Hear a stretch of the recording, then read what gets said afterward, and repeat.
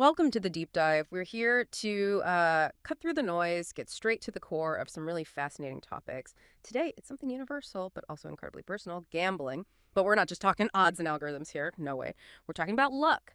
But luck as, well, more than just random chance, as a real belief system.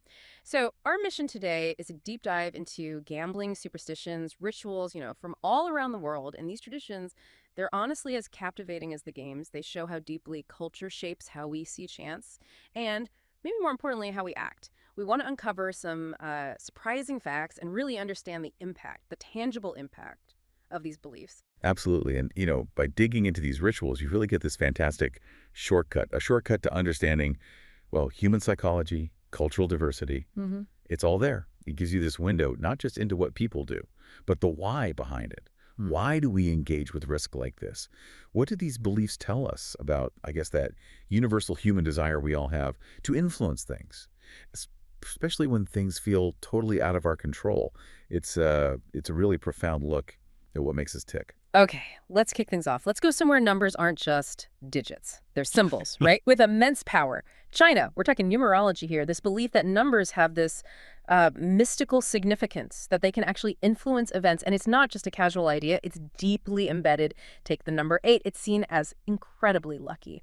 Why? Well, it's not random. The pronunciation in Chinese for eight, Mm-hmm. it sounds remarkably like the word for wealth, for prosperity. Ah, okay, so that connection's key. Exactly. And what's really remarkable isn't just like preferring the number 8. It's how this deep linguistic link actually engineers things. Think about casinos in Macau. Hmm. Huge gambling center, right? Mm. They will often price chips using 8. Or they'll build promotions around the number 8, all to attract players chasing that good fortune. It's just such a clear example of how our shared beliefs can shape physical spaces, business practices. Hmm. It makes you wonder, doesn't it? How often do our beliefs guide behavior without us even realizing it? Right. So they embrace the lucky number, but what about the flip side? Does it work just as strongly for unlucky numbers? Like, how strict are they about avoiding certain numbers? What does that avoidance tell us? Oh, it's absolutely rigid. This isn't just a minor preference. The number 4, for instance, its pronunciation sounds like the word for death. And that association is so powerful, you will almost never see a table numbered 4 in an Asian casino. They'll just skip it, go from 3 straight to 5, or use a different numbering system altogether. It really shows how these cultural beliefs, even ones based on, a found-alike word, can set these non-negotiable rules for design, for operations. It's about respecting a deep shared understanding. It's like a worldview made physical, right there on the casino floor. That's incredible how a shared cultural idea literally shapes the building. Okay, so that's a collective, widely understood thing, but what happens when we move away from that? Let's hop over to the West. Gambling rituals there seem, well, often more personal, sometimes a bit quirky even. It feels less about a shared number and more about, individual conviction. What kind of examples stand out there? Yeah. Personal conviction, that's a great way to put it. Yeah. And often it involves, like, direct physical interaction or specific objects. You've got the slot machine player, right? Rubbing the machine in just the right spot can convince they're warming it up, transferring luck somehow. Or the classic lucky charm. Maybe it's an actual rabbit's foot. Maybe a specific coin they've carried for years. Could even be a certain pair of socks worn only for betting nights. I've heard that one. And then there's sports bettors. That's a whole different level sometimes. You'll find people who absolutely refuse to watch their team play live if they've got money on the game.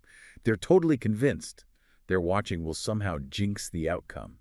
It's fascinating how that desire for control, for agency, pops up so individually. That desire for control. Yeah. Yeah, that really does seem to be the thread running through all of this, doesn't it? Doesn't matter if it's a number, a touch, a special charm. It's this, like, universal human thing, trying to influence fate, trying to feel like we have some say in things that are, well, random. It's almost like we're all looking for a psychological anchor, Yeah. in this sea of chance. Absolutely. That's a perfect way to phrase it, an anchor.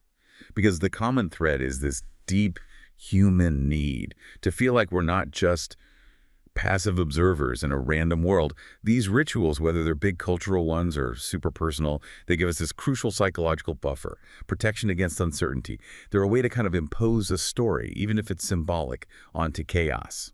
A way to feel like you're helping shape what happens next. And it makes you think, right, how many of us have a lucky shirt for a big meeting or a specific routine before something stressful. It's not that different, really, just maybe amplified by the stakes involved in gambling. Right, it's a relatable impulse. And that search for an anchor leads to some really vivid traditions. Let's go to South America. You mentioned dice players blowing on the dice. It looks dramatic, yeah, but you said it's more than just theater. Yeah. What's the specific folklore behind that? Not just generic good luck, right? Yeah, it's a fantastic example. It's basically a purification ritual. It comes from old folklore where the breath itself is believed to expel bad spirits or any negative energy clinging to the dice. You get a clean roll, free from bad luck. It's not just a habit. It's this active engagement with tradition, trying to literally cleanse the outcome. It shows this deep link between, physical actions and seeking spiritual protection, actively trying to push back against randomness by getting rid of the bad. Wow, cleansing the dice. Okay. And speaking of protection, you also mentioned Italy. Players sometimes carry a little horn-shaped charm, the cornicello, often red, I think. How does that specific charm fit in? Is it just general good luck, or is it about warding off something specific, like the evil eye? The cornicello. Yes, it's fascinating. It's very specifically used to ward off the evil eye, the malacchio. And yeah, generally protect against bad luck too, especially in games of chance. So it's not just about attracting good things, it's actively deflecting the bad, protecting yourself from perceived negative forces. And if you sort of connect all these examples, the numbers in Macau, the cornicello in Italy, blowing on dice, you really see this universal human tendency playing out. We create meaning, we try to exert influence, even when it's just chance, even if it's purely symbolic. We're always trying to stack the odds, even if it's just in our heads. Okay, so we've toured the world, basically, seen these rituals, from numbers to charms to breath-based purification. But like you said, this isn't just collecting interesting stories. The real question, the deep dive part, is what's the actual impact? Do these beliefs just make people feel better, or do they genuinely shape behavior, maybe even outcomes? Right. This is the crucial point, and this is where the research gets really interesting, gives you that aha moment. Because studies, especially in social psychology, they found these superstitions do influence behavior significantly. Yeah. Take a player who truly believes in their lucky charm. Studies show they tend to take bigger risks, maybe calculated risks, but bigger nonetheless. They stay in the game longer. And sometimes, surprisingly, they actually win more. But here's the critical insight, the aha. It's not the charm doing anything magical to the odds. It's the massive boost in confidence the player feels because of the charm. It's basically a placebo effect, but playing out in a really tangible, measurable way. Whoa, that is powerful. It totally shifts things, doesn't it? From thinking about external, mystical forces to something totally internal, psychological. So the lucky socks aren't magic, but the person wearing them, believing they're lucky, they might be more focused, more decisive, more willing to jump on an opportunity they might otherwise hesitate on. So the belief itself becomes almost like a self-fulfilling prophecy, a strategic edge, psychologically speaking. It's not magic, it's mindset. But a mindset with real measurable effects. Precisely. It's the mind asserting its power. And like you said, it's not just about feeling good. That feeling translates directly into altered behavior. More perseverance, maybe sharper focus, definitely bolder decisions sometimes. That conviction, that feeling that luck is on your side, it can literally change how you approach the game, and that different approach, can lead to different results.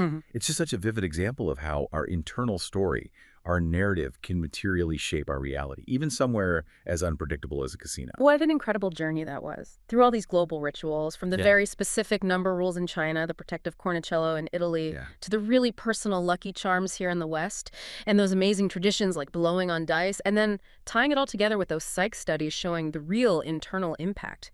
It really makes you rethink what luck even means, doesn't it? It really does. It just underlines that beyond the strategy, beyond the cold math of the odds, there's always this powerful, very human layer. Ritual, culture, deep belief, it's all part of gambling. It's proof of our universal drive, really, to make sense of things and maybe even feel like we control things, even when they're random. The human element, the belief, the ritual, that's as much a part of the game as the cards or dice, because it shapes the player. Yeah, it absolutely shapes the player. So here's something to think about, a final thought for you. Next time you're in any situation that feels dominated by chance, could be anything, a big presentation, an interview, even just choosing a path, just pause for a second, look around, notice the subtle rituals people might be using, or even your own. How much of what we call luck is actually just the quiet, powerful engine of our own belief, driving our confidence, shaping our actions in ways we don't even see? Makes you wonder, right? What unseen forces are we all tapping into every single day? We'll see you next time on The Deep Dive.